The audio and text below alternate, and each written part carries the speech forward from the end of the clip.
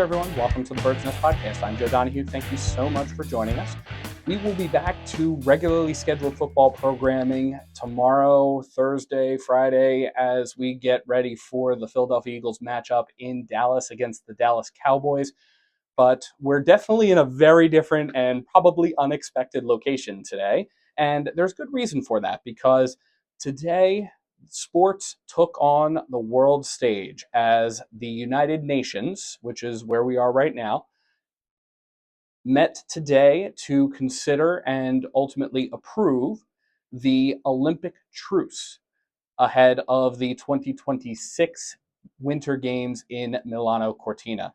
Now, the Olympic Truce is actually something that is kind of an Olympic tradition. It's been going in its modern form since 1993.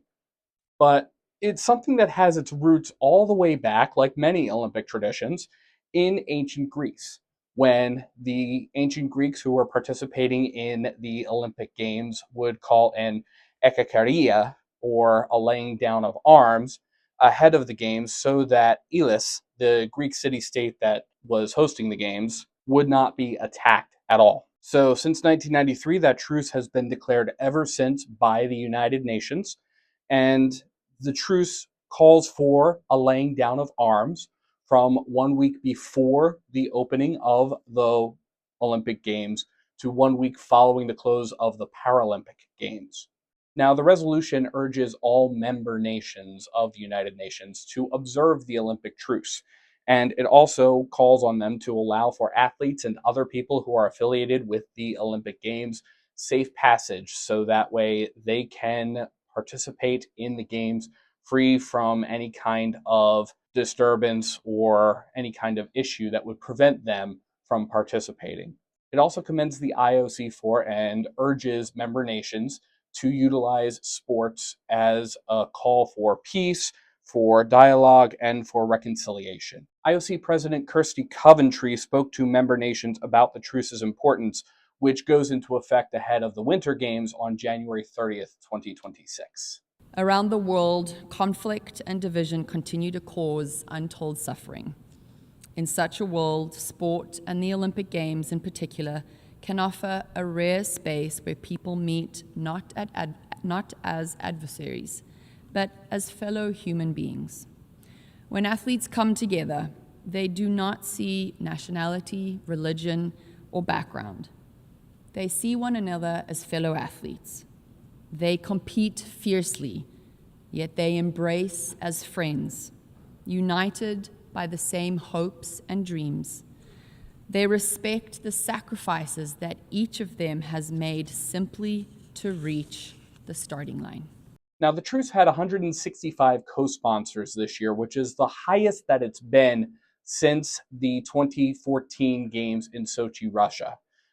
The 2012 London Games actually had unanimous support from the member nations. So while this is definitely a little bit down from the 193 member nations that supported the Olympic truce ahead of the London Games, this is still the highest it's been in the last 12 years. Maurizio Massari, the Italian ambassador to the United Nations, spoke about the importance of the support from the UN for this resolution. The entire membership of the United Nations.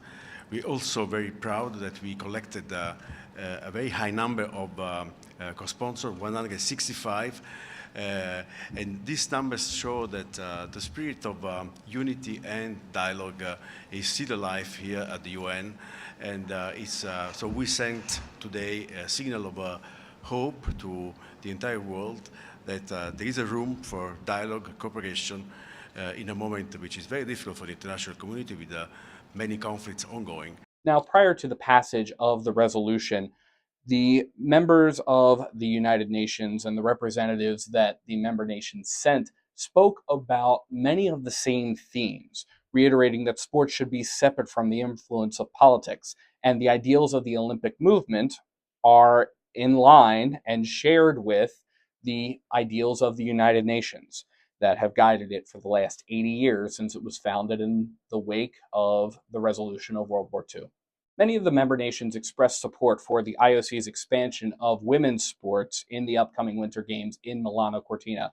This was something that made IOC President Kirsty Coventry very happy when I spoke with her following the adoption of the UN resolution adopting the Olympic Truce. But she also acknowledged that there was still work to be done in that department. Well, it made me very happy. We saw gender equality for the first time on the field of play in Paris, and we'll see it in the first time for the Winter Games in 2026, and we're all very, very proud of that fact. But there's still so much more that we can do. It is incredibly rewarding to see that on the field of play, we're now at 50-50. Now we have to set our sights to everything else. So how do we then infiltrate that into the international federations and have better equality there, and into the National Olympic Committees, into coaching? How do we open up all those equal opportunities throughout the rest of the ecosystem? That will now be the focus. So we've got a really incredible, strong foundation and platform to dive off of, but now we're going to look at driving that even further. With the Olympic truce adopted, the focus now turns to the Games in Milano Cortina. The Olympic flame will be lit on November the 26th in Olympia, Greece, before it makes its way to Milano Cortina in time for the opening ceremonies occurring on February 6th, just a couple of days before Super Bowl 60.